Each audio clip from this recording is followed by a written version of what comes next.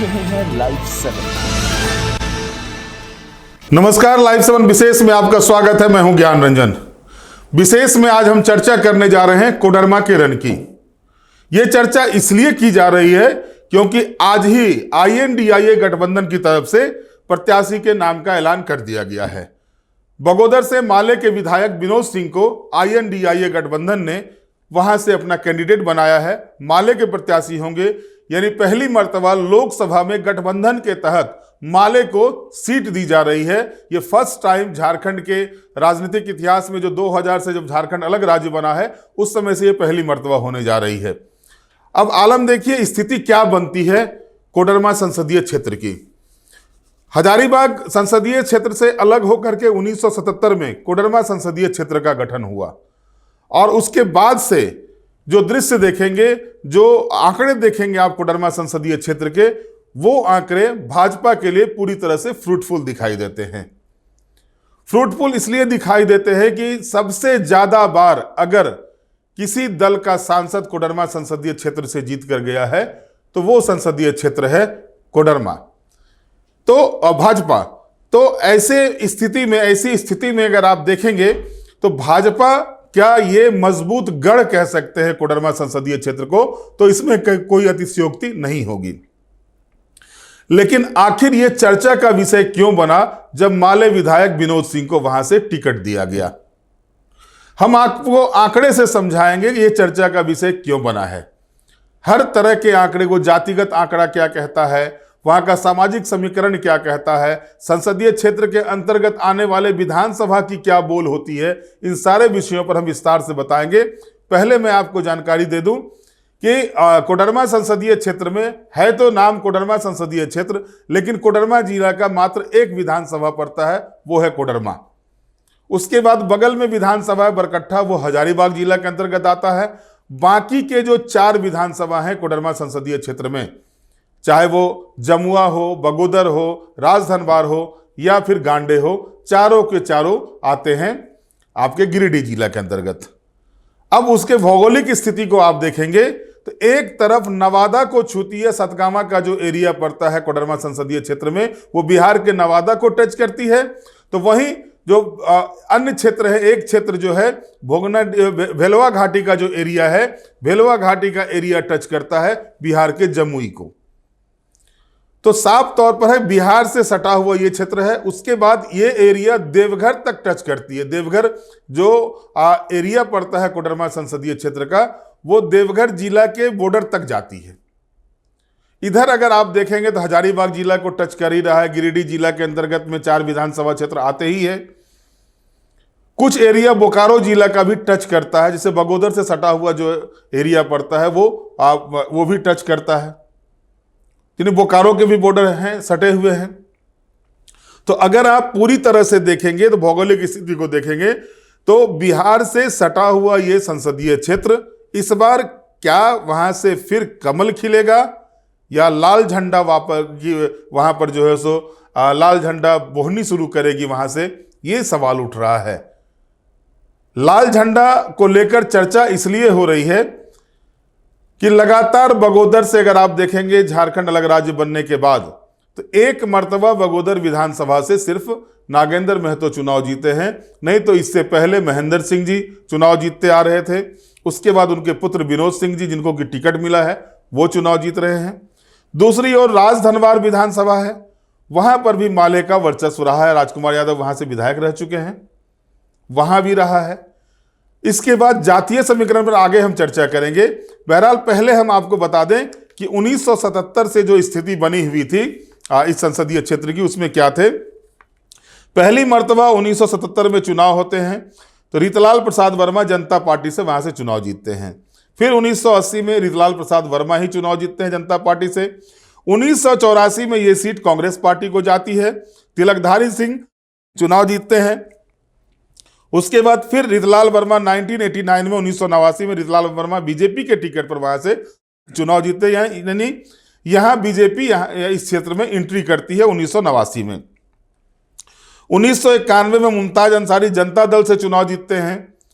और उस समय यह कहा गया था मुमताज अंसारी के चुनाव जीतने के बारे में कि उस समय स्वर्गीय रमेश प्रसाद यादव वहां से मंत्री थे बिहार सरकार में, उनके वर्चस्व के कारण से वो सफलता उन्होंने अर्जित की थी। 1996, 1998 फिर रितलाल प्रसाद वर्मा बीजेपी से चुनाव जीतते हैं। 1999 में तिलकधारी सिंह कांग्रेस से चुनाव जीतते हैं। 2004 में बाबूलाल मरांडी बीजेपी से चुनाव जीतते हैं, लेकिन उसके बाद 2006 में बाबूलाल मरांडी बीजेपी को इस्तीफा करते हैं। उपचुनाव होता है, निर्दलीय चुनाव लड़ते हैं और चुनाव जीत जाते हैं। 2009 में बाबूलाल मरांडी झारखंड विकास मोर्चा से चुनाव जीतते हैं। 2014 में रविंदर राय बीजेपी से चुनाव जीतते हैं। 2019 में अन्नपूर्णा देवी राजद छोड़कर भाजपा में शामिल होती है और रिकॉर्ड मतों से यहां पर 2019 में चुनाव जीतती है। और उस समय की स्थिति मैं आपको बताता हूं 2019 में क्या हुआ था। 2019 के आंकड़े को अगर आप देखेंगे तो अन्नपूर्णा देवी को 62.56% वोट आया हुआ था, यानी जो वोट कास्ट हुए थे 12 लाख कुछ वोट कास्ट हुए थे, उसमें से 7,53,016 वोट जो है अन्नपूर्णा देवी को आता है। और उन्होंने अपने निकटतम प्रतिद्वंदी जो अभी भाजपा के प्रदेश अध्यक्ष हैं बाबूलाल मरांडी, जो झारखंड विकास मोर्चा से चुनाव लड़े थे, उनको 4,55,600 वोटों से परास्त किया था। इसके बाद बाबूलाल मरांडी जो झारखंड विकास मोर्चा से थे, उनको 24.59% वोट आता है और वो 2,97,416 वोट प्राप्त करते हैं। 4,55,600 वोट से वो चुनाव हार जाते हैं। तीसरे पोजीशन पर रहते हैं भाकपा माले के राजकुमार यादव, और राजकुमार यादव की इस चुनाव में जमानत जब्त हो जाती है।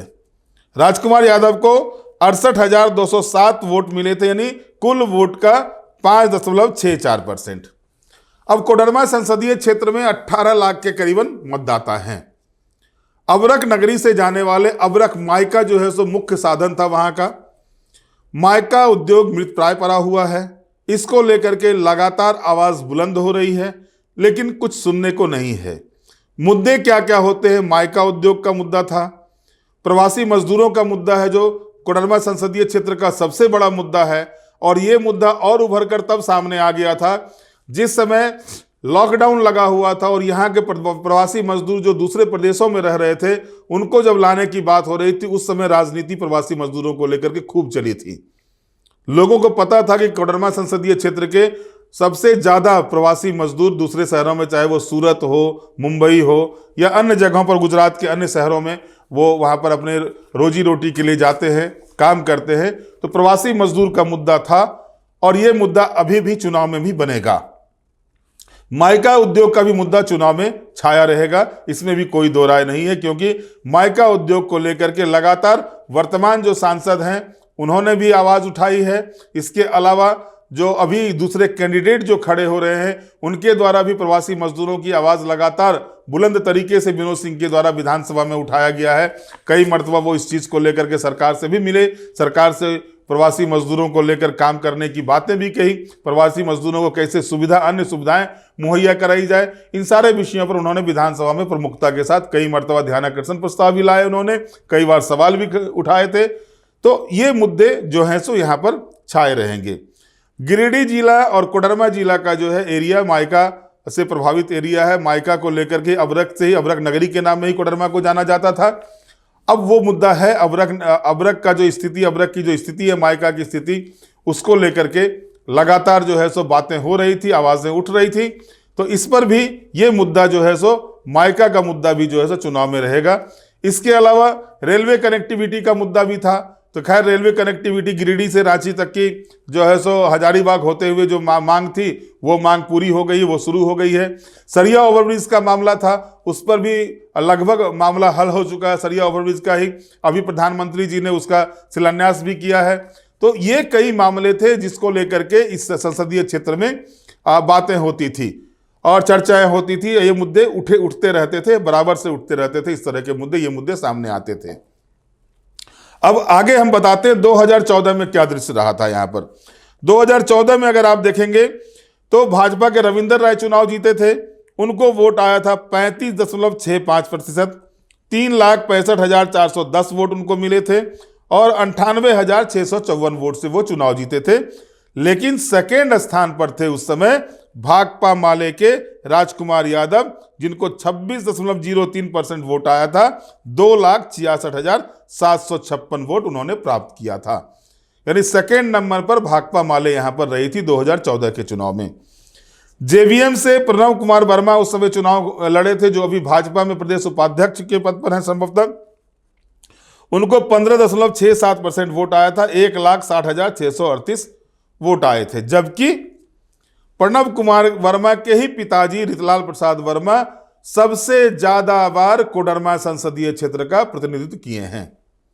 यह कोडरमा की स्थिति है। अब सवाल उठ रहा है कि जातिगत आंकड़े क्या कहते हैं कोडरमा के, क्योंकि चुनाव में आप देखें कि जातिगत आंकड़े, भले ही राजनीतिक पार्टियां ये कहती हों कि वो जातिगत आंकड़े को लेकर चुनाव में बातें नहीं करती है, जातीय समीकरण की बात नहीं करती है, खास करके भारतीय जनता पार्टी ये बातें जरूर कहती है कि सबका साथ, सबका विकास, सबका विश्वास हम साथ में लेके चलते हैं।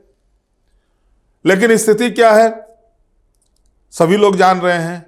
अब कोडरमा संसदीय क्षेत्र के जातिगत आंकड़े को आप देखें। जो मेरे पास जानकारी है वो सटीक पूरी तरह से मैं नहीं कह सकता, क्योंकि पूरी तरह से सटीक आंकड़े नहीं हैं, लेकिन जो लोगों से बातचीत करने के बाद, जिस तरह से वहां के वरिष्ठ पत्रकारों से बात करने के बाद जो मेरे पास आंकड़े सामने आए हुए हैं, उन आंकड़े के हिसाब से देखें तो पिछड़ी जाति की बहुलता है इस संसदीय क्षेत्र में। पिछड़ी जाति में चाहे वो यादव हो, कुशवाहा हो, कुर्मी हो, वैश्य हो, इनकी बहुलता है। अब बहुलता कितनी है ये भी देखना होगा। 3-3.25 लाख के करीब में यादव मतदाता हैं, 2.5 से 3 लाख के करीब में कुशवाहा मतदाता है, कुर्मी मतदाता की भी संख्या है कुछ। इसके अलावा आप देखें तो मुस्लिम मतदाता भी 3 लाख के करीब है इस संसदीय क्षेत्र में।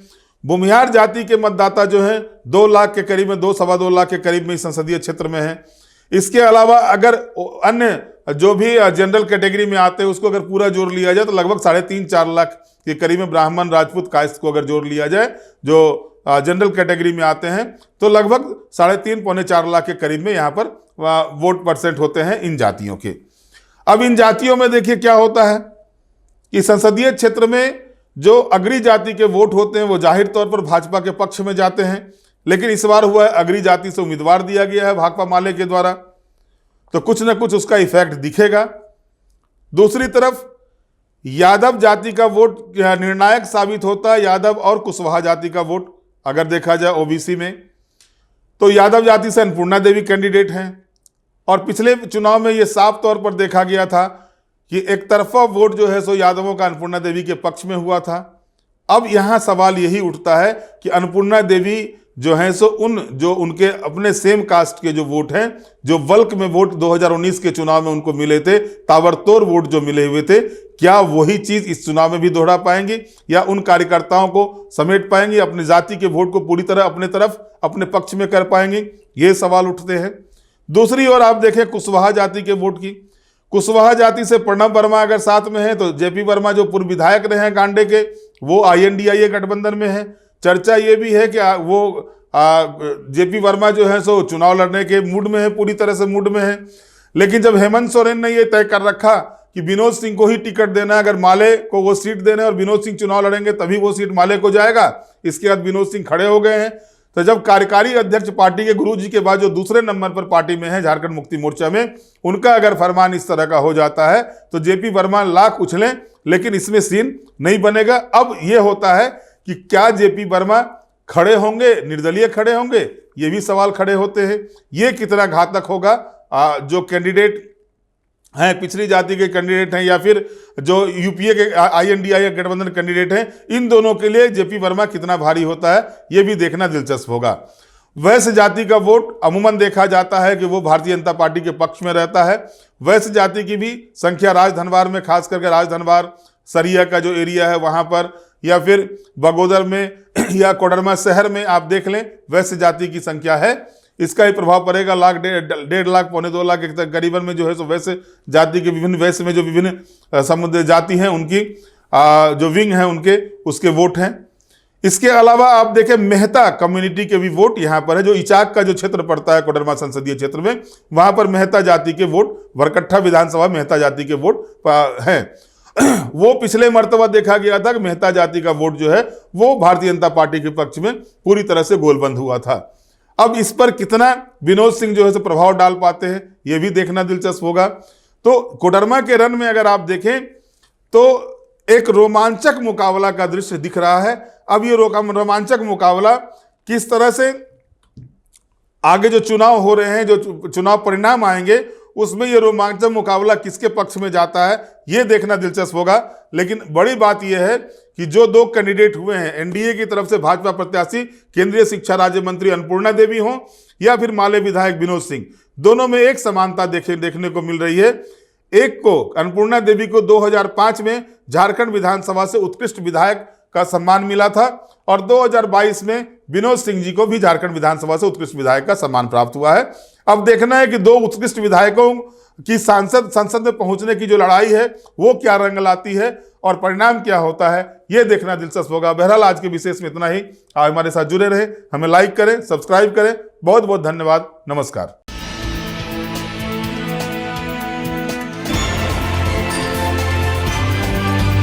आप देख रहे हैं लाइव 7।